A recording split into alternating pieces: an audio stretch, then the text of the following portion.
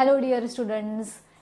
काल आपला live session चालू होता. अचानक काही टेक्निकल प्रॉब्लेममुळे तो मध्येच थांबावा लागला आणि त्याच्यामध्ये मी तुमच्यासाठी जे एक्झामसाठी ट्रिकी क्वेश्चन्स घेऊन आलेले होते, जो मी जसं म्हणत मला 50 पेक्षा जास्त क्वेश्चन्स असे आहेत की जे तुम्ही करून गेलात एक्झामला तर तुम्हाला नक्कीच त्याचा फायदा होणार आहे. मला आजच 1-2 स्टुडंट्सचं मेसेज आलेले होते व्हॉट्सअपवरती की मॅम तुम्ही काल करून घेतलं तर मी लाईव्ह अटेंड केला होता आणि आम्हाला ते माहीतच नव्हतं हे असं पण असतं आणि ते केलं म्हणून आम्हाला आजच्या पेपरमध्ये ते आणि नेमका तोच आला होता वगैरे वगैरे वगैरे. सो म्हटलं पहिल्यांदा उरलेले क्वेश्चन्स देखील आपल्याला एक्सप्लेन करावे लागणार आहेत मुलांना, बिकॉज एक्झाम्स आता तोंडावरच आहेत. मे बी बऱ्याच जणांच्या झालेल्या असतीलच, परंतु ज्यांच्या राहिलेल्या आहेत त्यांना तरी ऍटलिस्ट याचा फायदा होईल.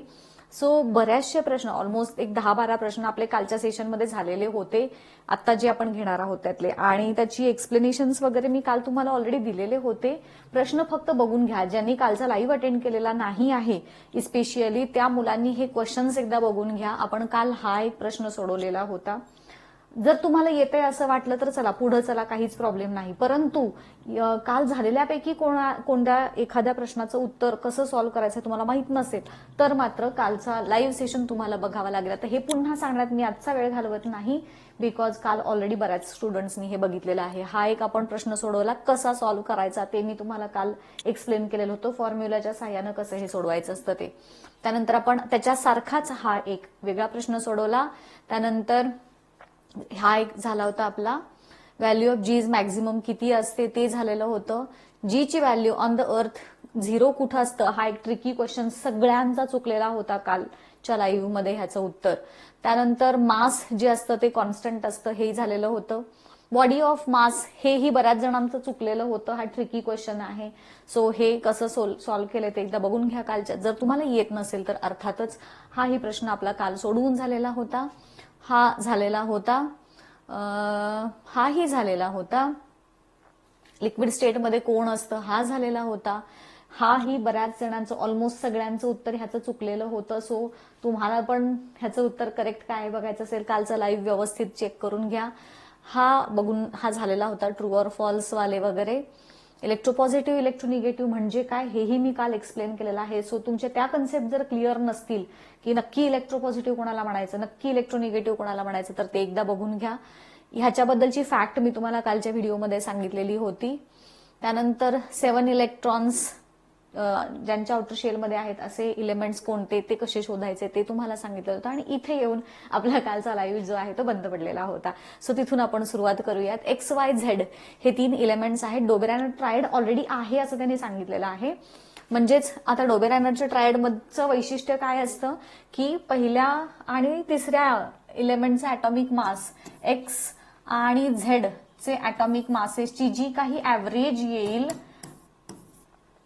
ती ॲटॉमिक मास असतं Yचं, बरोबर. सो आता इथं तुम्हाला Xचं मास 7 दिलेला आहे, Zचं मास 39 दिलेला आहे. सो 7 + 39 / 2 करून तुमचं जे उत्तर येईल ते ॲटॉमिक मास हे Yचं असणार आहे. आता ह्याच्यामध्ये ॲटॉमिक मास ऑफ Y किती येईल, ह्या दोघांचा भागाकार करून तुम्ही जेव्हा ऍव्हरेज काढाल सो इट इज ऑलमोस्ट 23 वगैरे काहीतरी येईल. सो चेक करा एकदा हे बरोबर आहे का, आणि हा प्रश्न तुम्हाला या पद्धतीनं सोडवायचा आहे. त्यानंतर हे प्रश्न एकदा मुद्दामून मी घेत आहे जेव्हा अशा प्रकारचे प्रश्न असतात की which of these elements belong to, हे ऍक्च्युअली मला काल तुमच्याकडून सोडवून घ्यायचं होतं. आता हे ओळखायचं कसं, तर सगळ्यात पहिली स्टेप जी आहे अशा पद्धतीचे प्रश्न सोडवायची ती म्हणजे हे जे काही ॲटॉमिक नंबर्स दिलेले आहेत त्याच्यावरून त्यांचं त्या इलेमेंटचं पहिल्यांदा कॉन्फिगरेशन लिहून घ्यायचं.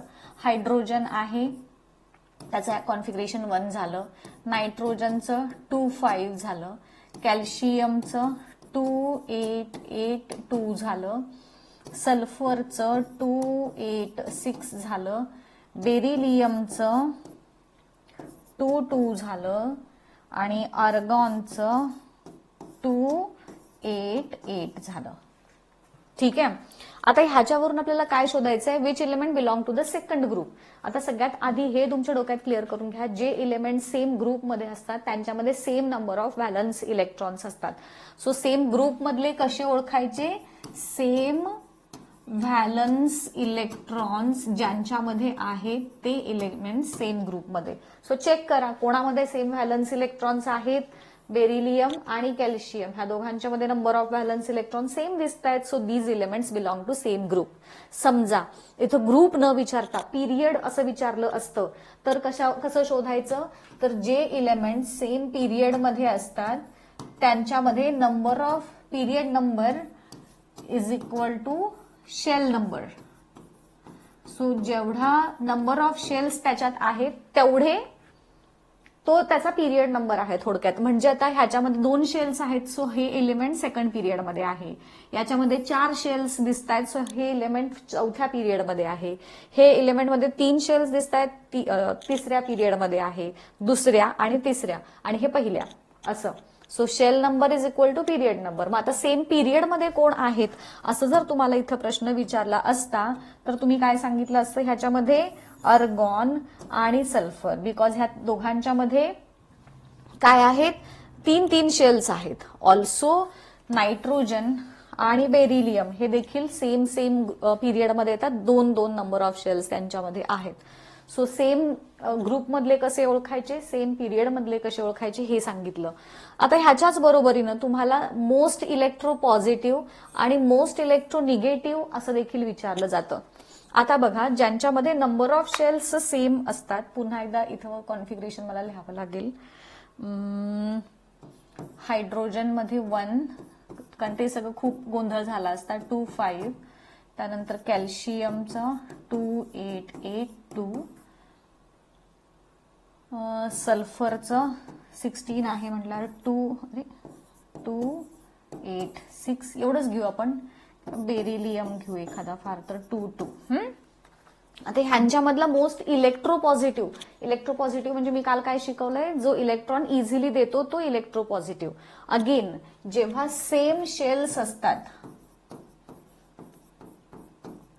तेव्हा कसं इलेक्ट्रोपॉझिटिव्ह की इलेक्ट्रोनिगेटिव्ह ओळखायचं, तर ज्याच्यामध्ये लेस नंबर ऑफ व्हॅलन्स इलेक्ट्रॉन्स असतील, ज्याच्यामध्ये लेस व्हॅलन्स इलेक्ट्रॉन्स असतील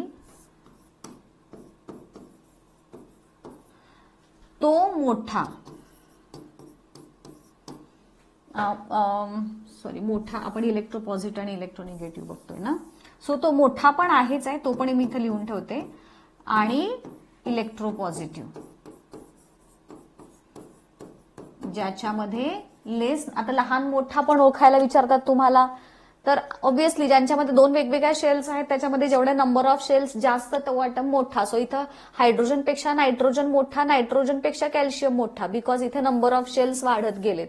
ह्यात काय प्रश्न नाही, ह्याच्यापेक्षा हा, ह्याच्यापेक्षा हा. पण आता याच्यात आणि याच्यात जेव्हा आपण कम्पेअर करतो तेव्हा लहान मोठा कसं ओळखायचं, तर ह्याच्यावरून सेम शेल्स असताना ज्याच्यामध्ये कमी व्हॅलन्स इलेक्ट्रॉन आहे तो मोठा आणि ज्याच्यामध्ये जास्त आहे तो छोटा. सो इथे नायट्रोजन छोटा, बेरिलियम मोठा.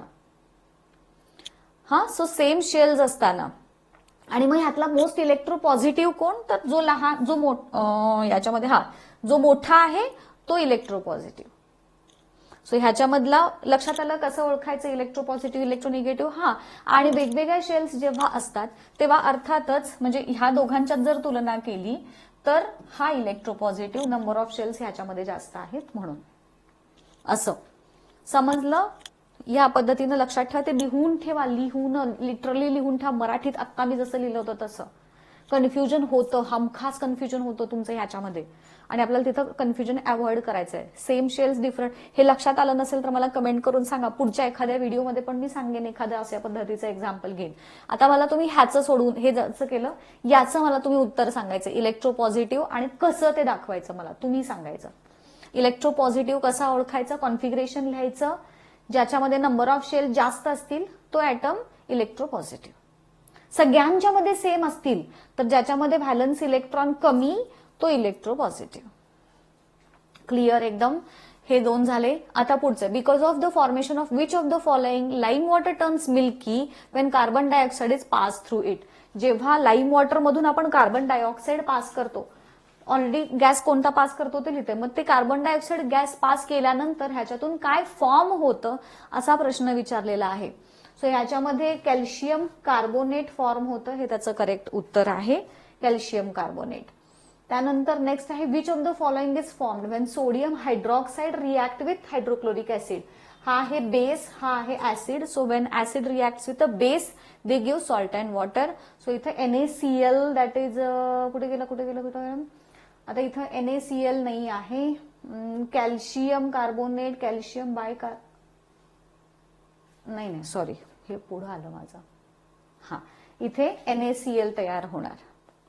ठीक आहे. त्यानंतरचा क्वेश्चन आहे when sulphuric acid is poured over zinc which of the following gases formed. Sulphuric acid म्हणजेच H2SO4 झिंक वरती तयार झालं, झिंक वरती गेलं, डिस्प्लेसमेंट रिॲक्शन होणार आणि सल्फ्युरिक ऍसिड मधला जो हायड्रोजन गॅस आहे तो रिलीज होणार आणि इथं हायड्रोजन गॅसेस फॉर्म्ड, हे तुमचं करेक्ट आन्सर. कसं हे लक्षात आलं? डिस्प्लेसमेंट रिॲक्शन सोपं आहे, मोर रिॲक्टिव्ह लेस रिॲक्टिव्हला बाजूला काढतं. सो इथे हायड्रोजन गॅस निघून गेलाय. सल्फ्युरिक ऍसिड म्हणजे H2SO4, H2SO4 plus Zn give ZnSO4 plus H2, ही डिस्प्लेसमेंट रिॲक्शन आहे. सो हायड्रोजन गॅस रिलीज होणार. त्यानंतर heating of sugar is called as a decomposition reaction. शुगरचं डिकम्पोजिशन होत आहे. सो हा एक प्रश्न झाला. In the reaction given CO2 plus H give Cu plus H2O. Copper ऑक्साईडचं काय होतंय आणि हायड्रोजनचं काय होतंय असा प्रश्न विचारलाय. सो कॉपर ऑक्साईडचा मधला ऑक्सिजन निघून गेलेला आहे. सो त्याचं काय झालेलं आहे? रिडक्शन झालंय आणि हायड्रोजनमध्ये ऑक्सिजन ऍड झालाय. सो हायड्रोजनचं ऑक्सिडायझेशन झालंय. सो ऑप्शन नंबर बी येतो इथे.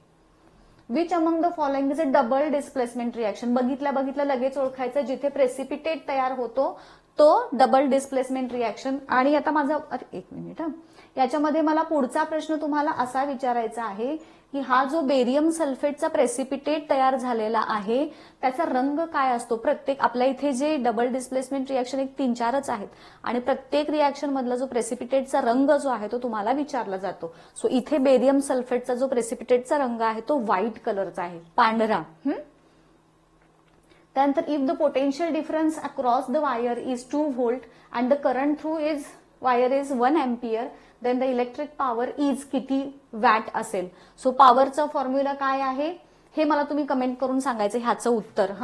की व्होल्टेज दिलेलं आहे, PD दिलेला आहे, करंट दिलेला आहे, ह्याच्यावरून तुम्ही पॉवर कशी काढणार आहात हे मला तुम्ही सांगायचं आणि ह्यातला करेक्ट ऑप्शन काय आहे हे तुम्हीच मला कमेंट करून सांगाल. ठीक आहे. त्यानंतर galvanometer can be use to measure दोन्ही प्रकारचे DC अँड AC करंट मोजण्यासाठी येतो. मग तो करंट डायरेक्ट असेल किंवा इनडायरेक्ट असेल. त्यानंतर हा बोर्डच्या एक्झाम मधला प्रश्न आहे. याच्यामध्ये हे रेजिस्टर्स जे आहेत इथे हे एक जोडलेलं आहे इथं आणि इथे 2 हे रेजिस्टर्स पॅरलल मध्ये जोडलेले आहेत. सो जेव्हा रेजिस्टर्स इथं तुम्हाला दिसत आहेत पॅरलल मध्ये जोडलेले असतात, जेव्हा रेजिस्टर्स पॅरलल मध्ये जोडलेले असतात तेव्हा त्याच्यातून फ्लो होणारा जो टोटल रेझिस्टन्स आहे तो कमी होतो. रेझिस्टन्स कमी म्हणजे करंट जास्त फ्लो होतो. सो बी मध्ये करंट जास्त फ्लो होणार आणि त्यामुळे इथलं मॅग्नेटिक फील्ड पण जास्त स्ट्रॉंग असणार. हे 9वीतल्या कन्सेप्ट वरती आधारित हा प्रश्न आहे. So magnetic field in B is stronger. Water is such a substance which dash at 0 up to 4 degree Celsius. ह्याचं पण तुम्ही मला कमेंट करून सांगा. एक्सपांड होतं 0 पासून 4 डिग्री पर्यंत त्याला नेतोय म्हणजे ऑब्व्हियसली त्याला आपण हीट करतोय. मग हीट केल्यानंतर 0 to 4 डिग्री पर्यंत त्याचं काय होणार? एक्सपांड होणार का कॉन्ट्रॅक्ट होणार? हे मला सांगायचं. 0 to 4 नेतोय म्हणजे हीट करतोय एवढे मी तुम्हाला हिंट देते. सो हीट केल्यानंतर 0 to 4 डिग्री सेल्सिअसच्या टेम्परेचर रेंजमध्ये वॉटरचं काय होतं हे तुम्ही मला सांगायचं. त्यानंतर if the temperature of water is lowered from 4 to 3 degree, उलट चाललोय आता, 4 कडून 3 पर्यंत झालं, कमी झालं, अनोमॅलसली बिहेव करणार आहे. मग त्याचं व्हॉल्यूम काय होत जाणार? 4 पासून 3 पर्यंत गेल्यानंतर व्हॉल्यूम काय होणार? मला कमेंट करून पूर्ण वाक्यात सांगायचं. 4 पासून 3 डिग्री सेल्सिअस पर्यंत जाताना water volume of water dash dash dash increase होतो, डिक्रीज होतो, सेम राहतो, काय होतो? ह्या दोन्हीपैकी एक मी तुम्हाला हे देते. काय 50-50चा ऑप्शन अमिताभ बच्चनच्या KBC सारखा 50-50चा ऑप्शन देते. आयदर इन्क्रीजेस किंवा डिक्रीजेस. काय असेल ते मला सांगायचं. त्यानंतर velocity of light in air, obviously ही एकच आहे, बी ऑप्शन 3 × 10⁸. त्यानंतर power of convex lens of focal length, हा इथं तुमची हमखास गोंधळ असा होऊ शकतो की 50 सेंटीमीटर दिलेला आहे, पण तुम्हाला सगळ्यांनाच माहितीये power is equal to reciprocal of focal length into metre. So तुम्हाला पहिल्यांदा ह्या 50 सेंटीमीटरचं मीटरमध्ये कन्व्हर्जन करावं लागेल, हा, आणि मग तुम्हाला उत्तर काढावं लागेल. किती येतं उत्तर ह्या पॉवरचं मला तुम्ही कमेंट करून सांगालच. Focal length of a concave lens with power -4 dioptre, power -4 dioptre दिली आहे, फोकल लेंथ काढायची, आता जसं होतं त्याच्या उलट. If an object is placed between F1 and 2F1 of a convex lens, F1 आणि 2F1 हे पाठ आहे का बघा. हा, आता इथं कुठं फॉर्म होती हे विचारलं नाहीये. सो आपले जे 6 पैकी पहिले 5 कंडिशन्स आहेत त्या 5ही मध्ये आपल्याला रिअल आणि इन्व्हर्टेड इमेज मिळते. 6वी जी शेवटची आहे, जिथे ऑब्जेक्ट O आणि F1 ह्या फोकसच्या दरम्यान ठेवतो आपण, तिथं फक्त व्हर्च्युअल आणि इरेक्ट इमेज मिळते. बाकी सगळीकडे रिअल आणि इन्व्हर्टेड आहे. सो डोळे झाकून इथं तुम्ही रिअल आणि इन्व्हर्टेड लिहाल. हा, इथं हा प्रश्न विचारलाय, मे बी तुम्हाला ती कुठं मिळते हे विचारू शकतील. F1 आणि 2F1 मध्ये ऑब्जेक्ट ठेवल्यानंतर बियॉन्ड 2F2 तुम्हाला इमेज मिळणार. हे पण तुमचं पाठ झालं पाहिजे. आता त्याच्यात पण एक लॉजिक आहे बघा. हा, सगळ्यात पहिल्यांदा object infinity image F1 focus, object beyond 2F1 image between F2 आणि 2F2, object between 2F1 and F1 image beyond 2F2. त्यानंतर ऍट 2F1 ऍट 2F2. त्याच्यानंतर हा F1 आणि 2F1च्या मधला तो झाला. मग F1 वरती ठेवलं की इन्फिनिटी वरती, आणि O आणि F1च्या मध्ये ठेवलं की at the same side of image. असं जसं जसं तुम्ही पुढे पुढे येत जाताय तसं तसं इमेज आपल्याला मागे मागे मिळत जाते. हे लॉजिक लक्षात ठेवा. त्यानंतर at what distance should a watchmaker hold his lens from the watch. जर वॉचमेकर जे असतात ते इथं अगदी इथं डोळ्याजवळ ठेवतात बघा lens, if you have observe. So less than focal length जेव्हा ठेवतो आपण, एक लक्षात घ्या, ही जी लेन्स असते ती आपला साधा हे असतो कॉन्व्हेक्स लेन्स. सो कॉन्व्हेक्स लेन्सच्या फोकस आणि O ह्यांच्यामध्ये जेव्हा ऑब्जेक्ट ठेवला जातो तो आपल्याला हायली मॅग्निफाईड इमेज मिळते, 20 टाइम्स मोर मॅग्निफाईड इमेज मिळते. सो इथं कुठे ठेवला पाहिजे, लेस दॅन फोकल लेंथच्या अंतरावरती.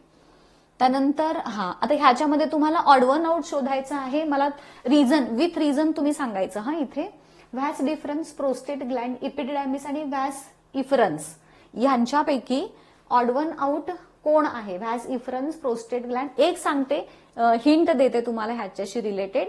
हिंट अशी आहे की हे स्ट्रक्चर्स काय म्हणतो आपण, सिंगल आणि डबल अशा हे लॉजिक वरती बेस्ड ह्याचं उत्तर आहे.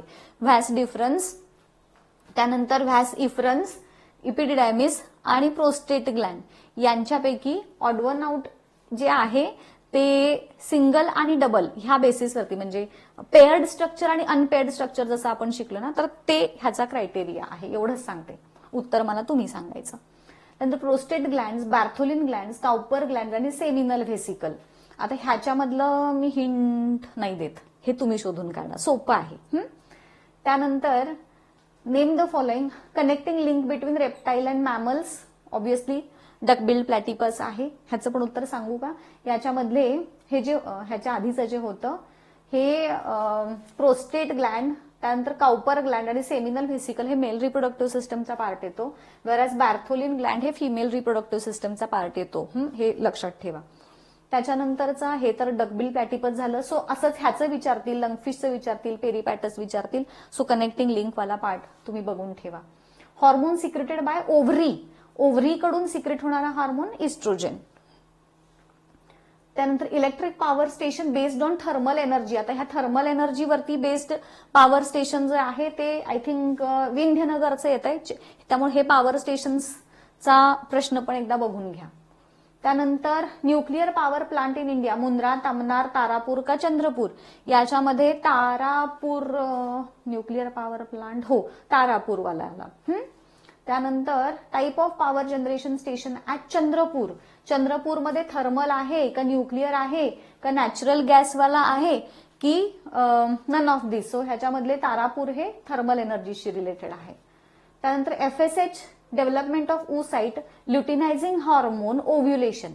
ओव्ह्युलेशन म्हणजे एग बर्स्ट होतं ना, ते फॉलिकल बर्स्ट होतं आणि त्याच्यातून एग सेल बाहेर पडते. ती प्रोसेस LHच्या इफेक्ट अंडर होते. ओके, सो हे झाले आपले सगळे प्रश्न. थोडे जे अजून खूप आहेत, खूप खूप जास्त आहेत. सो आता तुमची ही एक्झाम होऊ देत, मी ना क्विज देते तुम्हाला दिवाळीच्या सुट्टीमध्ये. दिवाळीच्या सुट्टीत आपल्याला असाही अभ्यास करायचा मूड नसतो. सो तेव्हा आपण क्विजेस देत जाईन मी तुम्हाला आणि ते क्विज तुम्ही सॉल्व्ह करा. मग तेव्हा तुम्हाला हे आणि ह्याच्यापेक्षा अजून म्हणजे प्रत्येक चॅप्टरवरती माझ्याकडे 150 पेक्षा जास्त 1 मार्कचे क्वेश्चन आहेत. किती देऊ आणि काय देऊ, फक्त मला करणारी स्टुडंट्स पाहिजेत. सो हे एकदा करा, नंतर आपण बाकीचे प्रश्न सुट्टीमध्ये सॉल्व्ह करूयात. आणि येस, ह्याचा उपयोग परीक्षेमध्ये तुम्ही मला सांगायचं ह्या प्रकारचा कोणता प्रश्न तुम्हाला परीक्षेला आलेला होता, ह्याचा किती फायदा झाला, किती नाही वगैरे मला नक्की सांगा कमेंट करून. सो एक प्रकारचं एनकरेजमेंट देखील मिळतं है ना. सो इथेच थांबूयात, भेटूयात पुढच्या व्हिडिओमध्ये. Till then goodbye, thank you.